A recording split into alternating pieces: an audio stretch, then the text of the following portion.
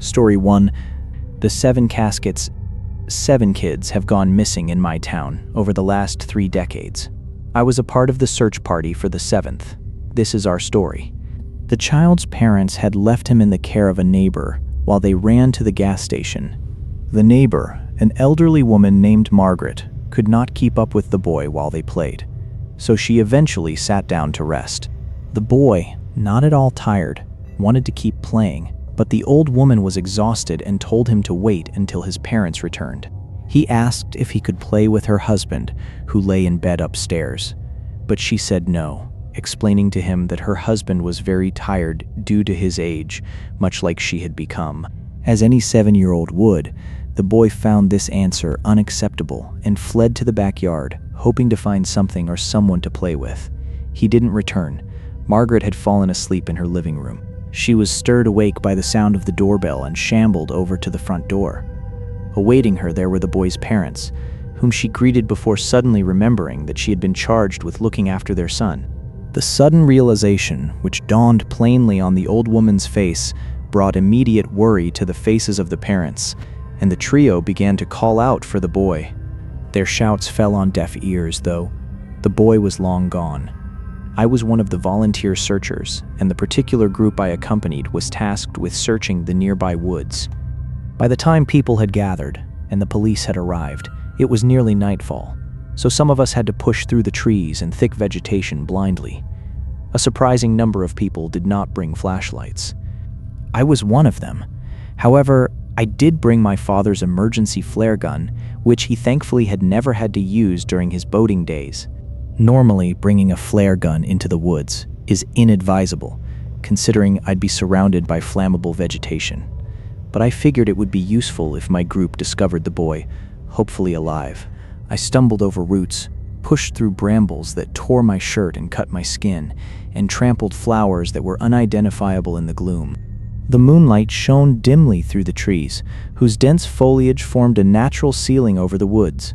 Eventually, as expected, I became separated from my search group, lost amidst the unrecognizable flora. Panic crept into my mind, but I figured that with dozens of other people out, searching for the boy, I was bound to come across someone soon. Pushing past the panic was the hope that maybe the boy had stumbled through these parts of the woods as well, and that I would be the one to find him. Then, as if to assuage my fears and affirm my hopes, I saw a figure a few meters ahead, leaning against a tree. My heartbeat quickened when I saw that he was not all that tall, about the size of a boy. I jogged toward him, but when I grew close enough to see his face, he ran off. I chased after him, calling out the boy's name. Adam. It started to rain. I sloshed through the mud, which had been easily traversable ground only minutes ago. My progress now hampered considerably.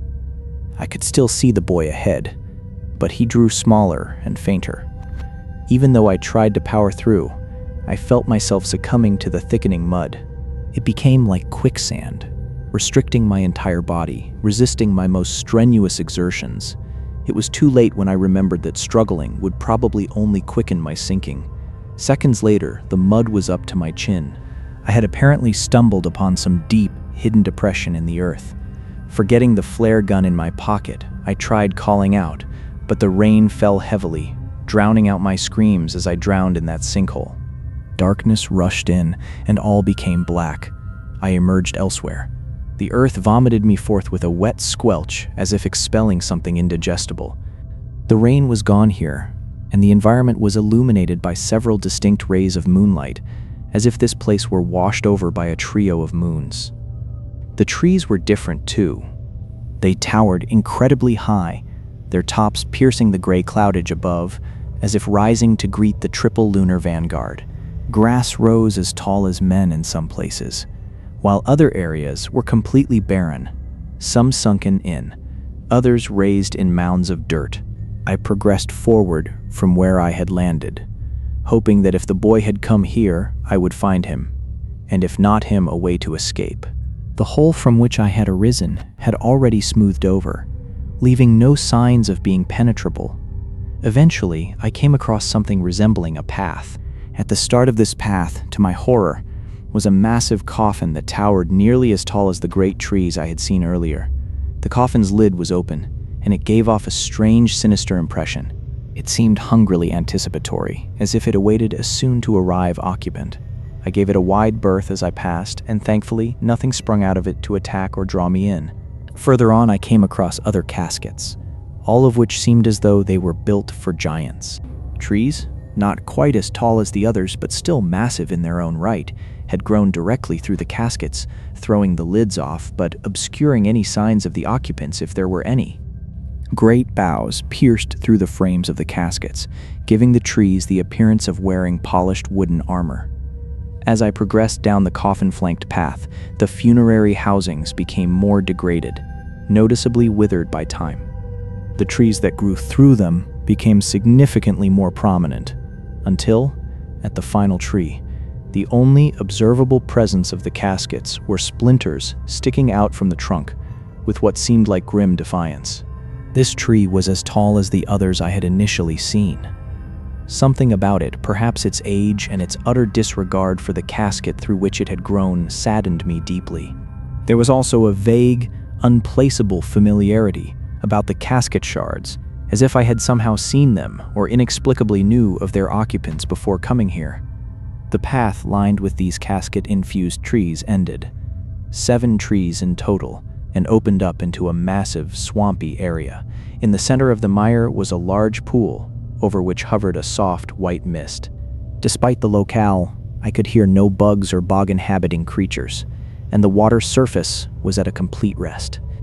I approached the pool, drawn to it by some unreal force and my own fixation on its mesmeric surface. Without consciously intending to do so, I walked right into the pool. It was only when the water shifted that I noticed the change. The water, which had been placid and translucent green, suddenly turned dark and violent, churning viciously and rocking my body helplessly to and fro. The white mist changed to a dismal red, suddenly feeling like a great encumbrance on my body as I tried to hold my footing in the sloshing waves. Rain started to fall, making the pool's level rise until it was up to my chest. The coffins behind me, engorged by the mammoth trees, seemed to groan in agony as their internal burdens expanded to nightmarish proportions, splintering the wood of which they were made. Beneath me, I began to hear a voice calling from the depths of the pool. Peering into the dark water, I saw what looked like a boy. My instinctual desire to extricate myself from the pool was instantly overridden by my desire to save the child, so I plunged downward into the murk. I reached him. Surprisingly, I grabbed the boy, who, to my short-lived joy, resembled Adam. I had found him somehow trapped in this abysmal place. I held him close to me with one arm and used the other to propel myself upward, all the while fighting the monstrous currents that battered me underwater just as much as they did above it. When the realization hit me that I wouldn't reach the surface before my lungs burst, I found myself crying, not for my own life, but for the boy whom I couldn't save. Somehow, the tears felt warm against my cold skin, as if they clung to my face instead of getting mixed into the stagnant waters around me. In a last moment of consciousness, I withdrew the flare gun from my pocket and extended my arm as far upward as it would go, kicking my legs to hopefully stay close enough to the surface for the gun to fire properly. I wasn't sure if it was going to work, honestly, but it was all that I had. Thankfully, my finger pulled the trigger seconds before consciousness fully left me, and we sank downward into the abyssal depths. I awoke in a hospital bed with a nurse attending to me. She smiled and said she'd go get the doctor.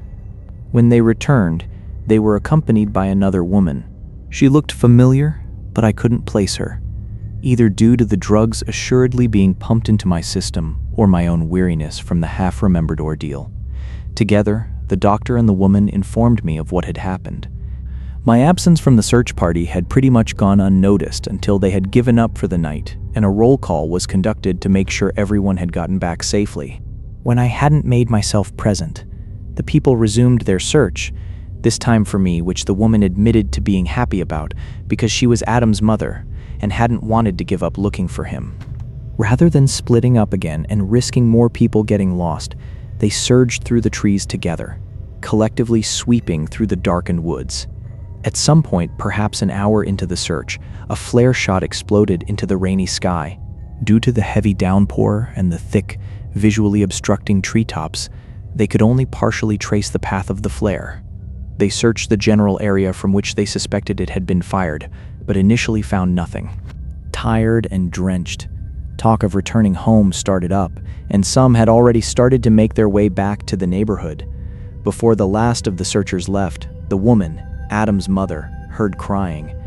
She approached the sound and found me lying on the ground, wailing, with her son held tightly in my arms and the flare gun lying at my side. Around us, washed up from a shallow grave by the torrential rain, were the other children. Adam was the only one alive among them. I had been incoherent, totally unresponsive, and crying dumbly. Adam was unconscious but not seriously harmed. We were both taken to the hospital, and I was placated into quietness along the way. When Adam awoke, he told the authorities that the old man Margaret's husband had taken him, hurt him, and left him among the others in a shallow pit. The old man had first uncovered the pit to place Adam inside, and then resealed it.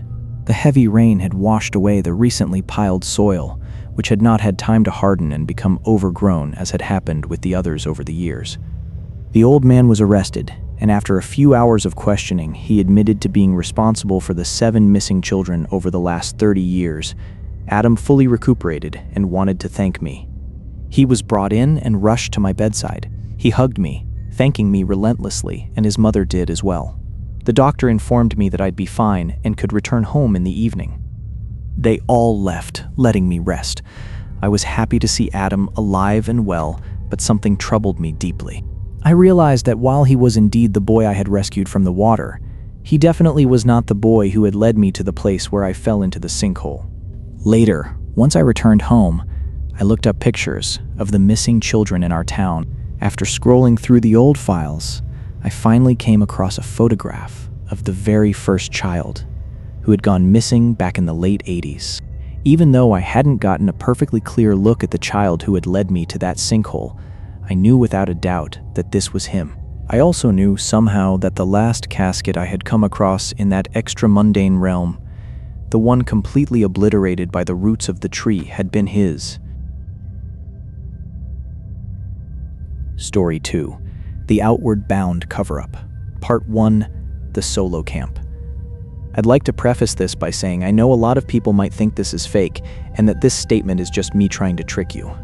But this really happened and I really don't know where else to go on this computer. I'll explain later. All the normal sites are blocked.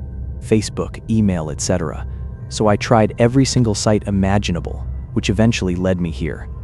I think this is a good place for it, and I'm not in any immediate danger, so I think it's okay to write the story out in its entirety. First, let's do introductions. My name is Ty. It's not short for anything, not Tyler or Tyrone. Just Ty. Nice to meet you. I live in the southeast of Pennsylvania, near Philadelphia, but closer to Bucks County. Living in a more rural area, I've always been fascinated with the woods and nature in general. One thing I've been really interested in is survival. Like living on your own with no commodities or luxuries of modern life, just fending for yourself. Reading up online about this, I found a program called Outward Bound. I don't know if it operates in other areas, but the Outward Bound groups in my area go out into the wilderness as a group of about 5 boys. They camp together and learn survival skills for about 5 days, and then all the boys go out on what is called a solo, where we camp completely alone, about a mile apart from each other, for 3 days.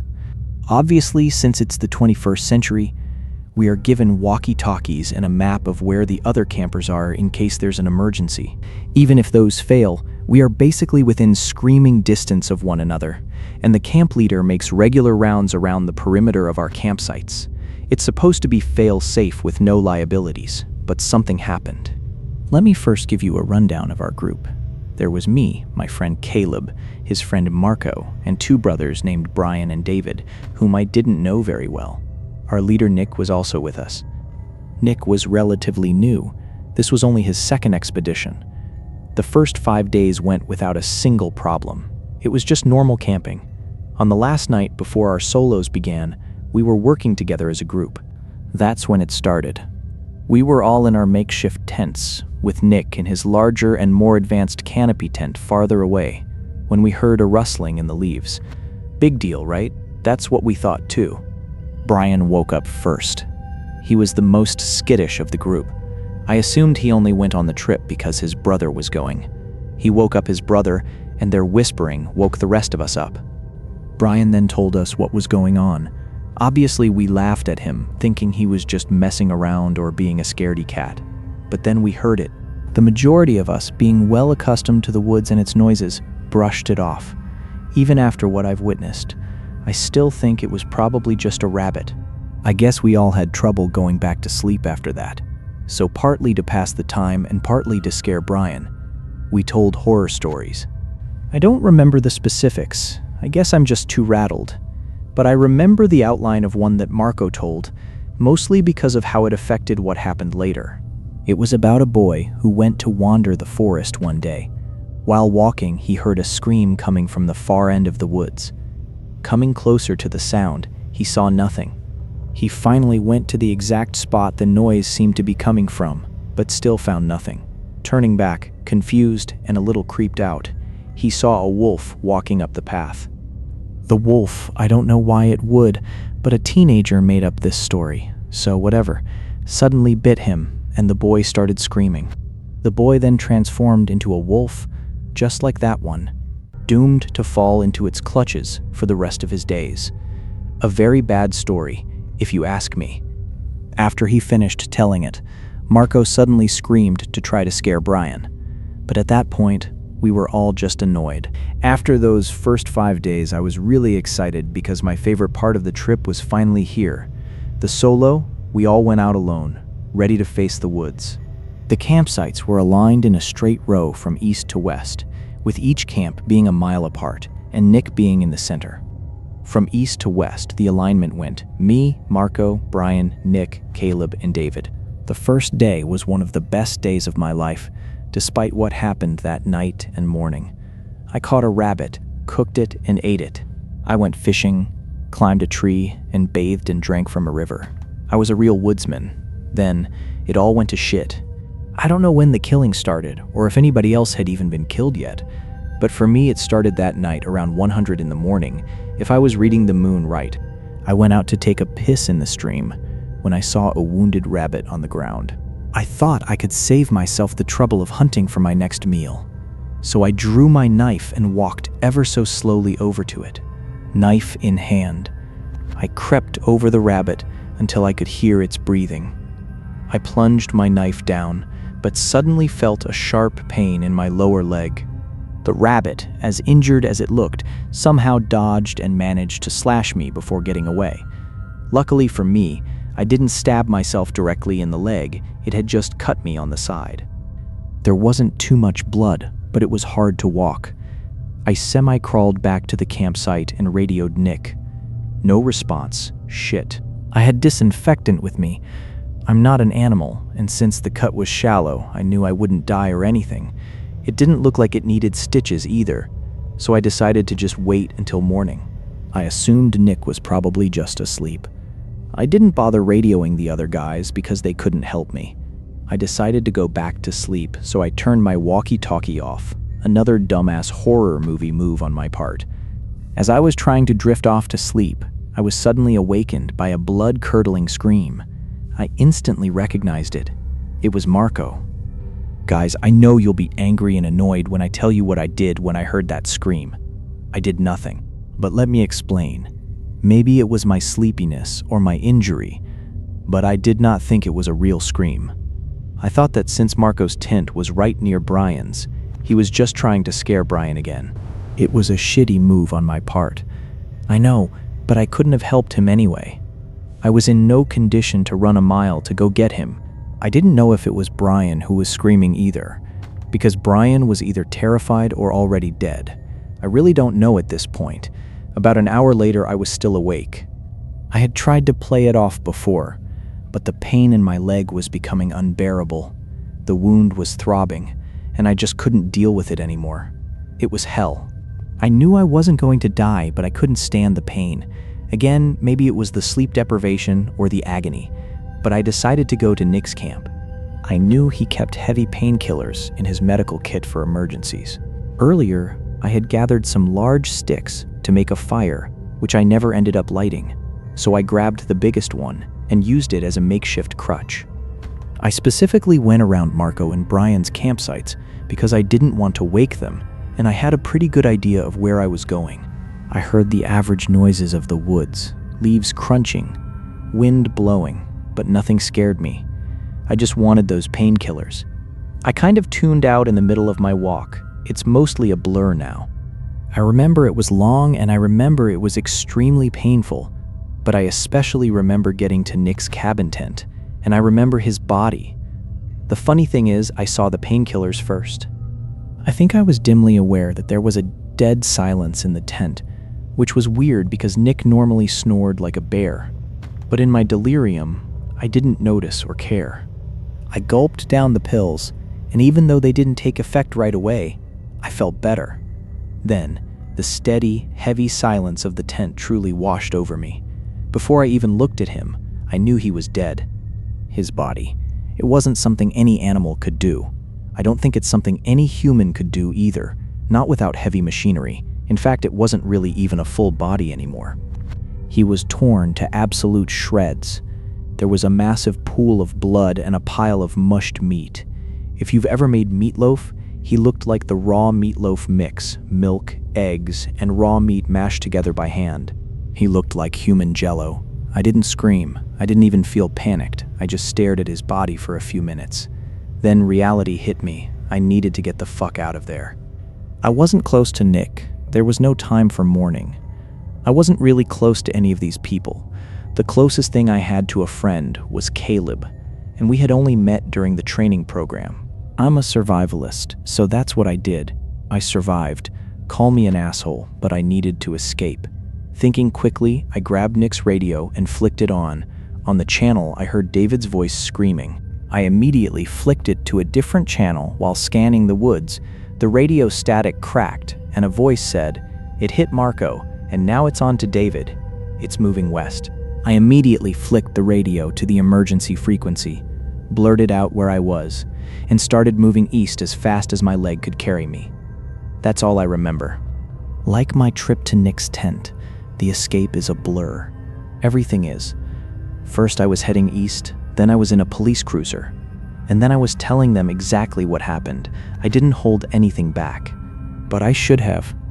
They told me they would contact my parents and that I should wait in the sheriff's office where I'm sitting right now, writing this down. A few minutes before I started typing, about 6 men in suits came in here asking for me. I overheard them talking to the sheriff about me. They're trying to take me. They said this matter is a matter of national security. I don't know if I'm getting out of here or not. The painkillers are wearing off, and man, it'd be nice to have one right now. I guess that's the end. Do what you want with this story. Brush it off as a nice little horror story, and go about your life if you want. But I am real. I hope at least I'm remembered. I guess now is goodbye. Sorry I don't have all the answers. Part 2. The Aftermath and the Cover-Up High. For those of you who read my last post, this is a partial explanation of what I've found so far. I'm back home now, but I still don't have all the answers. As some of you on the forums suggested, I just played stupid for a lot of the questions they asked me. I revised my story. I didn't mention anything that didn't think was human. I just said I heard screaming and thought I saw a body. They asked me if I smelled anything weird, and I said no. I just thought it was odd that they asked me that, so I wanted to include it here. The men in suits who were at the station are either running this from behind the scenes or were sent away, because I haven't seen them since. The police wouldn't tell me anything, but I've managed to piece some information together. From what I know so far, there is some kind of monster, alien, or high-priority serial killer that attacked our campsite. I know it's high priority because of the men in suits. I saw them flash their FBI badges. I assume it's not a normal serial killer because I don't know how a human could have mashed up Nick's body like that without some kind of heavy machinery, which I definitely would have heard. I don't think a normal animal could have done that either. so it must have been something supernatural. I don't really believe in that stuff, but I think something anomalous had to have done this. I never actually saw the thing, but a part of me kind of wants to now. I assume it is very good at keeping quiet, because I heard no noises that weren't human. They kept me in that office for a good 2 hours. Luckily, I deleted the browser history on the office computer after I wrote my first post, because they came in there, unplugged it, and asked me, "Did you go on this?" I obviously said no. I asked one of them if there was a police report I could read, and she dismissed me immediately. The police called my parents, and before they took me home, they had a long talk with them that I wasn't allowed to overhear. When we got home, my parents told me that we couldn't talk about it to anybody, and that we had to try and forget the whole thing. I asked if I could see any of the other boys from my group, and they said, "No, I'm not allowed to. I don't really know what's happening." Whenever I ask my parents about anything, they just say, "I know it's hard, Ty, but we're not talking about this." After that, they won't even respond if I ask further. I feel like the whole world has gone crazy. I checked all the news sites for our area and came up with absolutely nothing. Nobody seems to know about it. I was contemplating contacting the local news, but I thought it might just make things worse for me, and obviously, I'm not allowed to tell anybody. For now, I guess I'll just try to go about my normal life, but it's gonna be hard. I was thinking about going back into the woods to investigate, and I even drove up to the edge, but there was yellow police tape surrounding the entire perimeter of the area. I didn't cross it, but I'm wondering now if I should have ducked under and checked out the site. I don't expect they'll keep the police tape up for long, as that would cause too much local suspicion. My leg is doing better. I'm going to the doctor tomorrow. My mom told me that if the doctor asks what caused the wound, I should say I was working in the garden and accidentally cut myself. I tried to call the Outward Bound headquarters, but they told me they had no record of my camp group or of anyone named Nick in their database. I don't really know what to do now. I essentially have no proof of what happened besides my own word. I can't even find any of my application papers to join Outward Bound. I don't even have any of the other boys' phone numbers or nicks. Hell, I don't even know any of their last names. I really don't think I could prove these events happened, no matter how much digging I do. I feel incredibly guilty that I left them all behind, but with my injury I might have just gotten killed too, and one death is better than two, I guess. Honestly, I don't even know if any of them are actually dead. This is all very confusing. I don't know whether I should just keep my head down and forget about it, or if I should try to expose this cover-up. I think the people have a right to know what's happening, and I think I especially have a right to know since I was directly involved. What scares me the most is whatever is still going on in that forest. If it is some kind of monster, though I'm still a little skeptical, how are they going to capture it? Am I safe with my house being right on the edge of the woods? Does it somehow have my scent? Even though I hate that someone is trying to cover this up, I really hope they succeed in catching whatever did this. Do you guys think I should go back into the woods? I think any kind of physical evidence would have been cleaned up and taken away by now, and I don't want to risk getting caught and putting myself in actual danger. I'm really glad this site exists so I could at least share my story.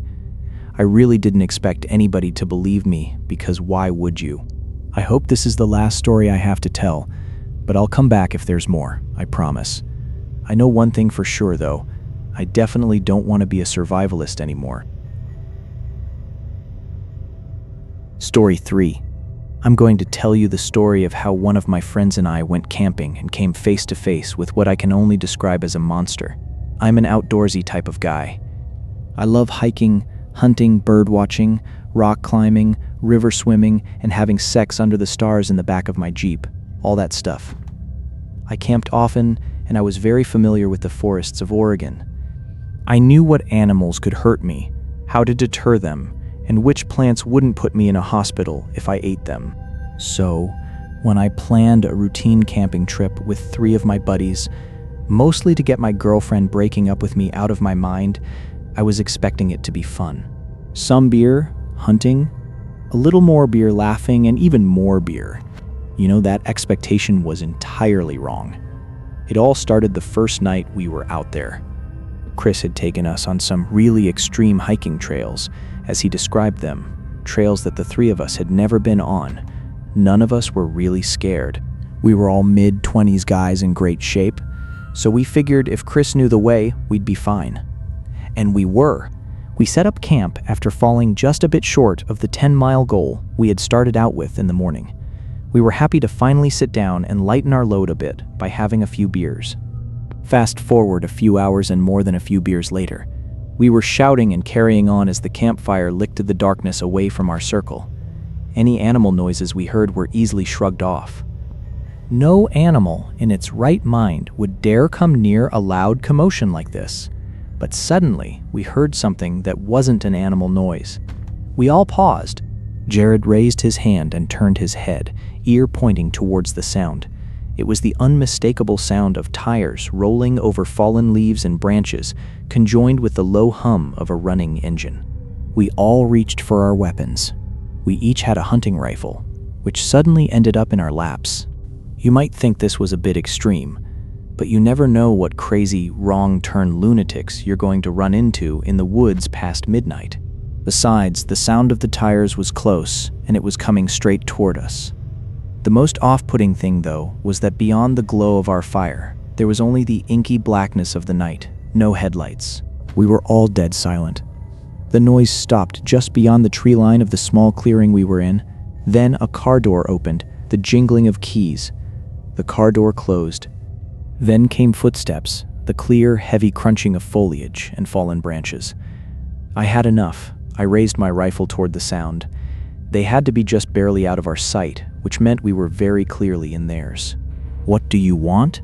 I asked, clearly and sternly, my rifle still pointing in the general direction of the noise. Two palms were the first thing I saw emerging from the darkness, followed by the form of a frail-looking old man walking out from the shadows below them. He had his hands raised in the air, as if I were a cop about to arrest him. I'd wave a white flag, but the only thing white I've got is my drawers, he said, offering a warm smile that was broken up by the fact that he was missing about half of his teeth. I lowered my rifle. He slowly made his way into the ring of twilight that our fire created against the backdrop of the near full moon sky. He was a caricature of a man. A gray beard hung off his chin, bushing out widely before dropping off his face. The kind of beard where you'd think you'd accidentally eat more of it than you managed to trim. He wore a red and black plaid shirt, dirty, faded jeans, big black oversized rubber boots, and a decrepit-looking Cabela's hat trying to contain the thin, frail hair that stuck out from under it, shooting off in every direction. There he stood, a big goofy grin plastered on his face. "Mind if I join you fellows for a spell?" He spoke in a thick southern accent I couldn't quite place. "Why are you out here in the woods with no headlights on and—" Chris trailed off as he looked at his watch. At almost 2 a.m., he finished.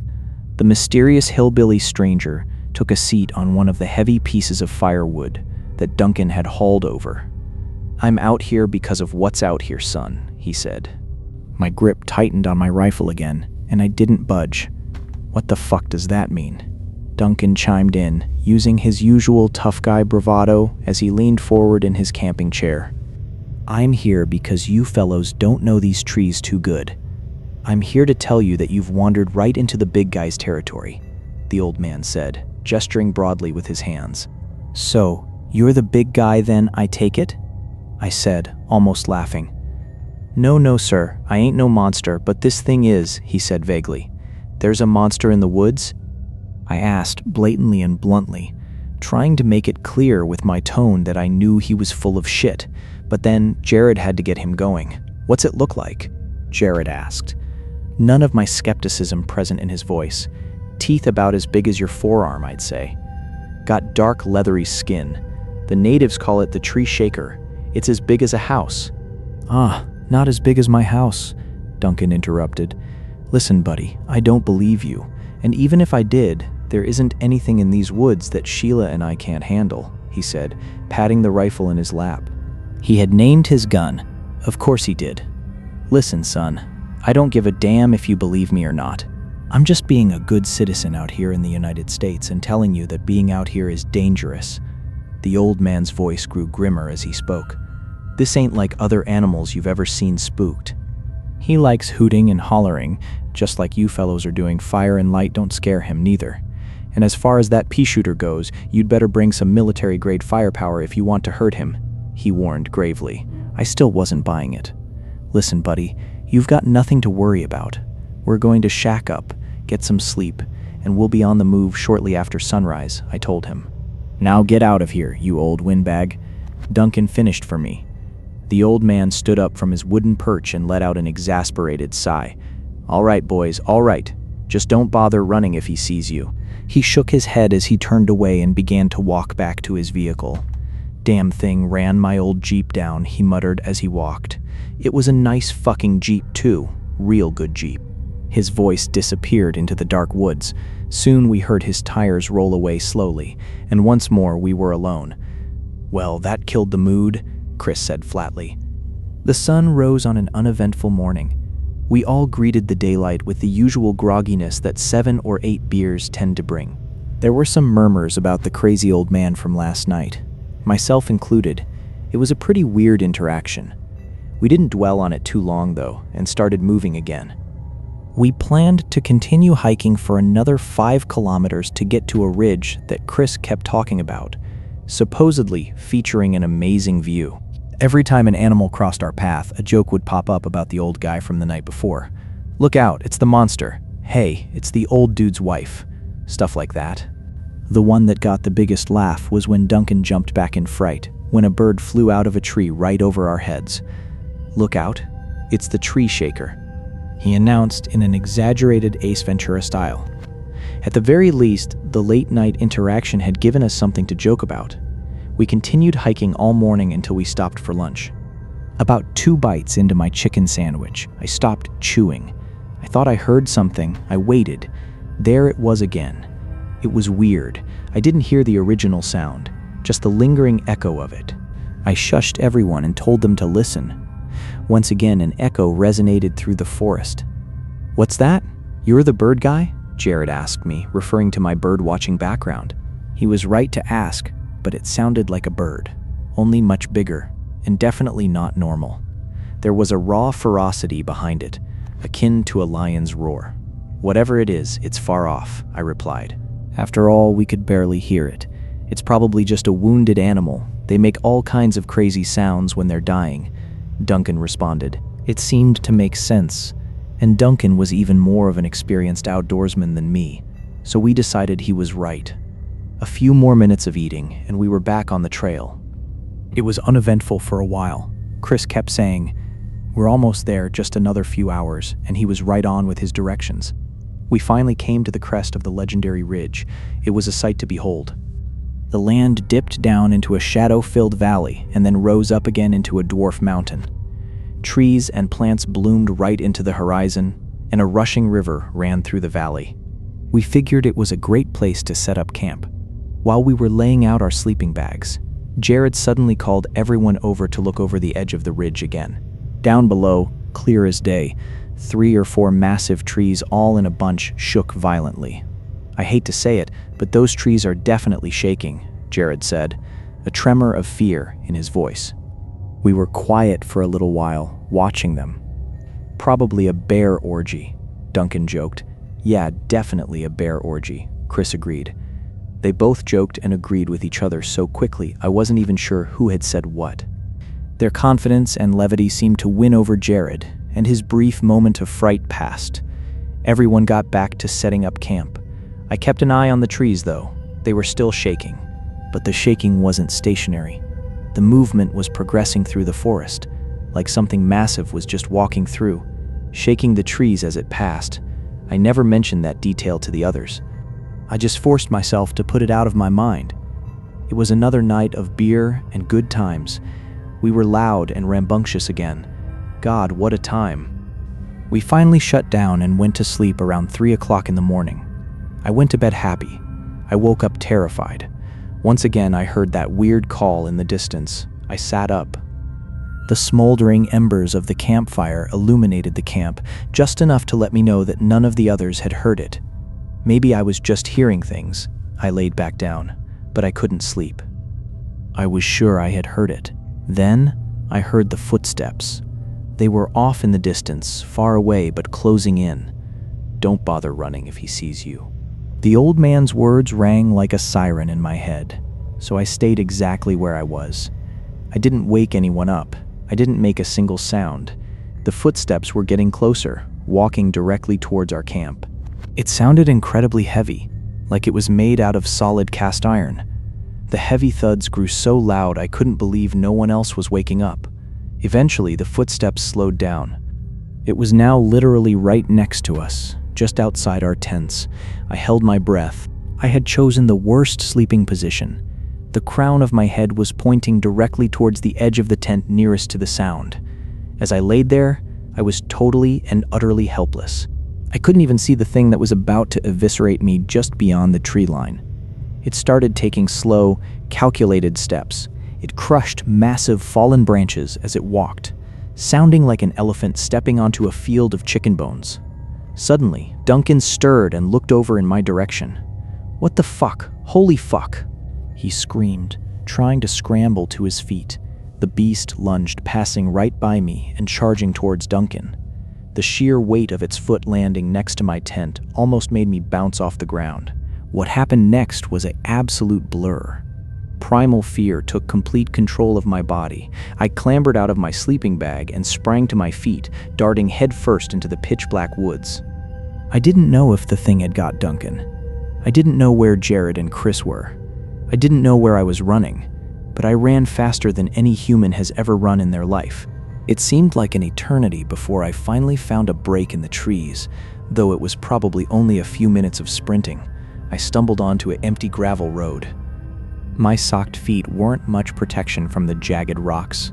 A sharp stone shot deep into my foot, and I shrieked in anguish before remembering my situation and stifling any further noise. As I stood there, looking down at my injured foot, I heard the heavy footsteps once again, only about 50 feet in front of me. It emerged from the tree line. It stood in the middle of the gravel road, looking away from me. It was so massive that even while standing dead center on the wide road, its thick, heavy tail was still dragging in the bushes on the side. The full moon illuminated its form perfectly. No, it couldn't be. As the loose leaves from the surrounding trees fluttered down between us, it slowly turned its head towards me, almost in cinematic slow motion. There it stood. It looked like a Tyrannosaurus Rex. A Rhinoceros Rex? Anyway, yeah, I ran the fuck away. We all got away, actually. Except for Duncan. He's dead as hell. Story 4. So, you want to go hunting? Maybe you're hungry? Maybe you're looking to sell? Or maybe you're just batshit crazy and want to find something to show to the world. Well, here's a guide on the one thing you don't do. Don't mess with skinwalkers. Stories of 10-foot beasts pale as snow, with claws like kitchen knives and teeth like drills. I can tell you one thing, they are freaking real. A while back, a couple of my mates and I were getting drunk at a local bar. We had just killed a bear that had been harassing campers, and we were boasting over our win against nature. I remember my mate Nathan saying something along the lines of, "I bet we can kill anything anyone throws at us." But he was cut off by the sound of a heavy glass hammering down on the wooden counter. We all turned around to face the origin of the noise. We saw some old guy, not your average veteran down on his luck, but some poor prick who had been beaten half to death by life while watching everything he loved die. "So, you want to go hunting?" he said, his tone low, rough, and shaky. "Yeah, what's it to you, old man?" retorted my other mate Alex. He was laughing and trying to imitate the guy's hunch and facial features until he suddenly got hit square in the face with a shot glass. The old man looked pissed, properly pissed, like kicked in the balls by the guy who shagged your girl level of pissed. "You know nothing of these woods, boy. You think you're the king of the world." He chucked an old battered diary at us. "Go claim your glory and come back to me when it's done." He then swiveled around on his bar stool and ordered another drink. Mark picked up the diary and handed it to me, his eyes full of excitement. We left the bar and flicked through the entries. Inside, there were photographs of a family from years past, alongside dozens and dozens of frantic scribbled sketches. They looked like they had been drawn in a matter of seconds, sketches of a human, but not a human. It was something lanky, hunched over, and in every drawing, the thing was facing away from the artist, looking like it was feasting on something. But that wasn't the important part.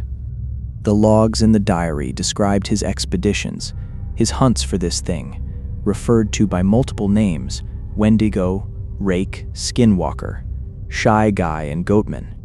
This guy's lost his mind. Someone chuckled. Let's just leave it and go find some wolves or something that people actually pay us to get rid of. But I shook my head. We couldn't just leave it. This guy may have been mad, but the pictures were incredibly detailed. Bullet holes, scratches, scars. Every tiny mark on the beast was carefully noted. No, I heard myself mutter. No, we've got to do this. Imagine what people will say when we drag this thing's rotting shitbag of a body back to town. People will call us heroes. We'll go down in history for discovering a new species. My rallying speech worked, and the guys cheered in agreement. That was the single worst thing I have ever done. Over the next few days, we called up more mates and gathered everything together. We packed 50 caliber rifles, shotguns, 44 seconds, and a few hunting knives. In total, we had 19 guys. The more the merrier. We packed sleeping bags, tents, cans of food, and loaded up our vans. Following the directions in the old man's diary, we found a spot to camp for the night, planning to start the hunt the next day. That night, we lit a fire, drinking and singing like madmen, before eventually starting to get ready for sleep. Mark went off into the tree line to urinate. As he walked away, I remember hearing the sound of howling. But it wasn't a wolf howl. It consisted of low, guttural moans, but way too loud to be human moans, if that makes any sense.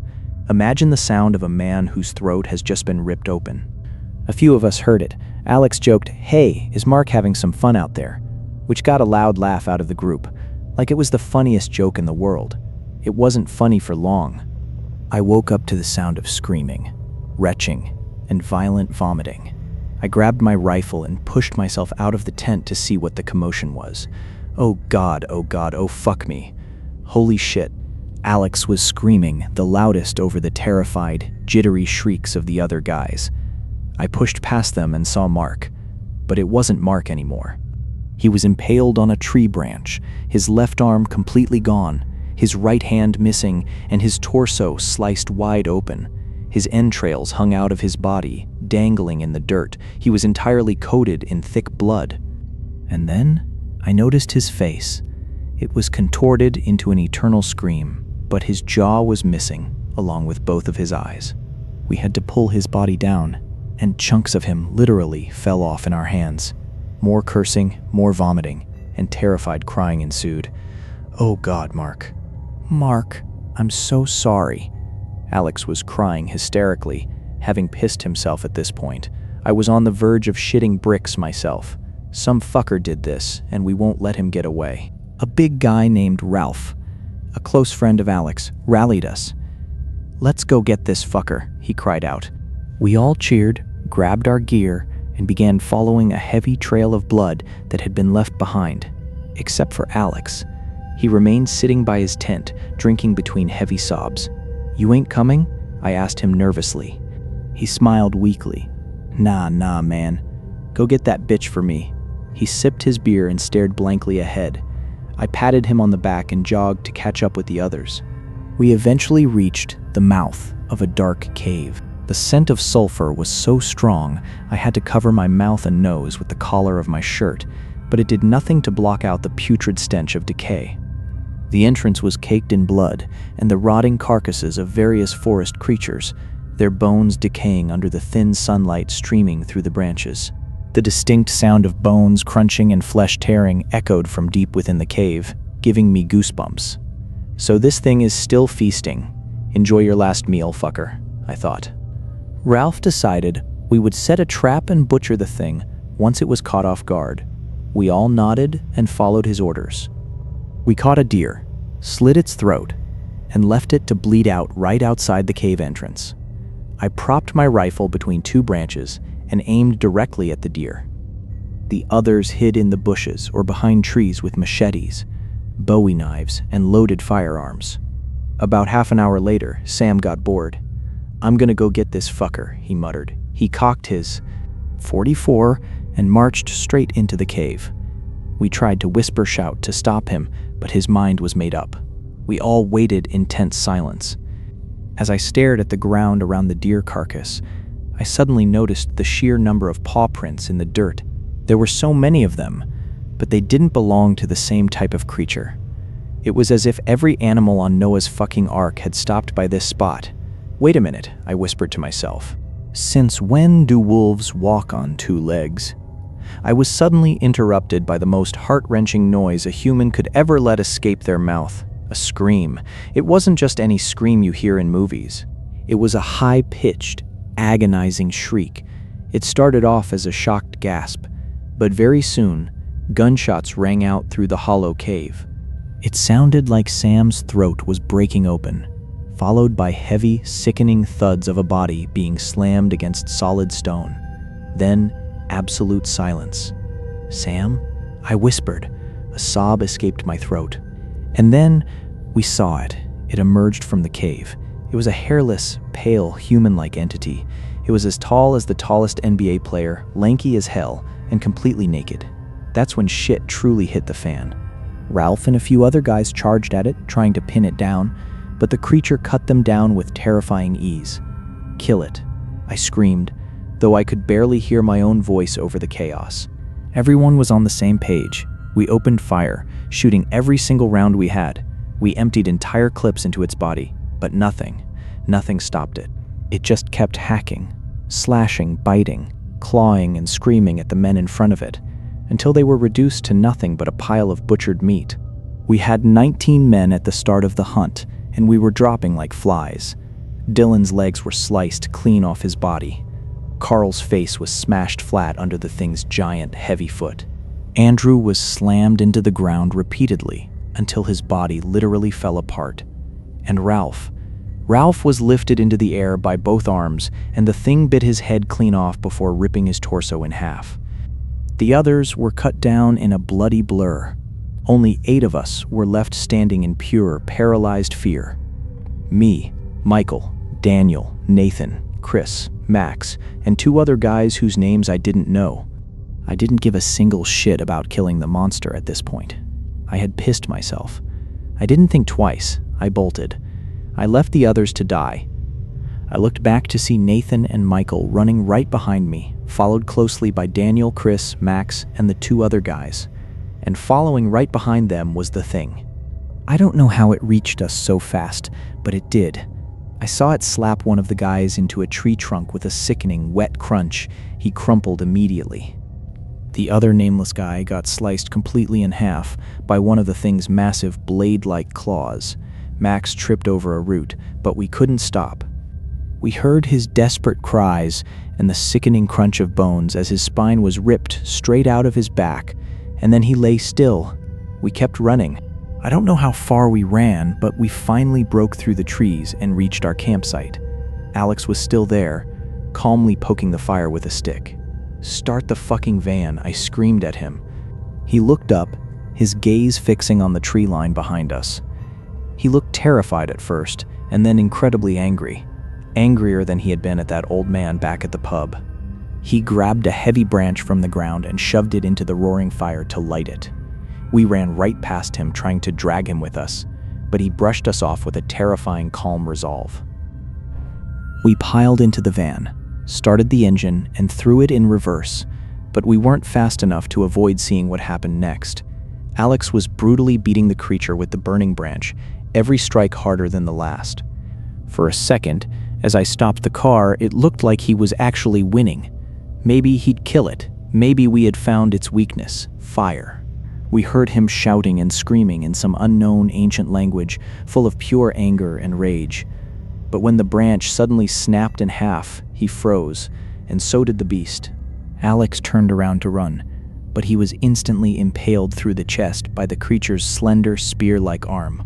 We slammed on the gas and got the fuck out of Dodge. We made it onto the main road and hit the gas, going well over 80 miles per hour. I looked in the rearview mirror to check behind us. The thing covered in blood, guts, and the pieces of our friends simply stood in the middle of the road, staring after us. And then it ran back into the tree line with incomprehensible speed. And it was gone. We parked outside the bar, nearly crashing into a telephone pole, and raced inside, crying and screaming. The forest, Daniel sobbed before falling to his knees. Chris vomited onto the floor, hugging himself and staring blankly at the ground. Michael was completely silent, and Nathan sobbed uncontrollably into his shoulder. That's the last thing I remember before blacking out. I woke up in a hospital room. Several men in black-looking motherfuckers were standing around my bed alongside a few nurses. Once they noticed I was conscious, they ushered the nurses out. I was then subjected to an interrogation that you'd expect a captured Al-Qaeda member to undergo after 9/11. They gave me no good cop, bad cop routine. They gave it to me straight. Who was with us? What did we find? Did anyone else manage to make it out alive? How did we survive? I answered every single question without hesitation, especially after I saw a black metal suitcase filled with sinister-looking surgical tools sitting right next to me. They made me sign a thick stack of papers, stating that I would never discuss this encounter with any living being. Then they left, and that was that. I was expected to just walk out of the hospital and pretend everything was perfectly fine. I never saw that old guy who gave us the diary ever again. I hope he was captured and is being tortured somewhere dark and cold, or maybe in Iceland. It has been 7 weeks since the incident. Chris shot himself 5 days ago. Daniel has been committed to a high-security psych ward. Michael and Nathan are the only ones left. I don't know why, but they are the only ones I see anymore. We never talk about what happened. We just try to live our lives and forget the scarring ordeal. But I don't think we ever will. And that's the story, guys. But not really. I still see that pale, lanky thing in my nightmares. I still hear its shrieks mixed with the dying screams of my friends. I will never forget the look on Alex's face when that burning branch broke. So if there's one thing to learn from this, whatever you hear, and no matter how much money or glory someone offers you, stay the fuck away from skinwalkers, or be prepared to suffer a punishment worse than any sicko could ever conjure up.